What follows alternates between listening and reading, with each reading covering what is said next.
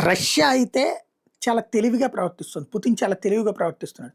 America అధ్యక్షుడు Trump ఇగోని satisfy చేస్తున్నాడు. అమెరికాకు వ్యతిరేకంగా చాప కింద నీరులా చేసుకెళ్తున్నాడు.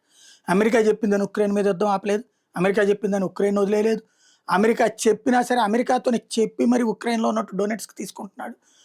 తన మాట పంతం నెగ్గాల్సిందే అంటున్నాడు. ఉక్రెయిన్ మీద తన ఆధిపత్యం కొనసాగాలంటున్నాడు.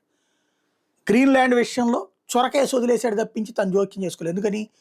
నా దేశ భద్రత కోసం ఉక్రెయిన్ కావాలన్నప్పుడు అమెరికా భద్రత కోసం గ్రీన్‌లాండ్ తీసుకోవడం తప్పేందన్న ధోరణిలో ఉన్నాడు ఆయన. ఓ చొరకేసి వదిలేసాడు అంతే. ఓ రకంగా గుర్తు చేశాడు. నువ్వు అది తీసుకున్నట్టయితే ఇక్కడ నువ్వు నా జోలికి రాబాకు, ఉక్రెయిన్ నేను బిక్కుంటానన్నట్టు. మరొకటి ఇప్పుడు ట్రంప్ పెడుతున్నటువంటి ఆ గాజా శాంతి మండలి అని చెప్పి తలా ఓ లక్ష ఏదో ఒక ఇన్ని $1 బిలియన్ డబ్బులు ఇవ్వాలని చెప్తున్నాడు కదా! ఆ దాంట్లో ఆ టీంలో తను కూడా చేరడానికి ముందుకొచ్చింది. రష్యా డబ్బులు ఇచ్చి మరి చేరుతుందట. $1 బిలియన్ డబ్బులు చెల్లించి మరి చేరుతుందట.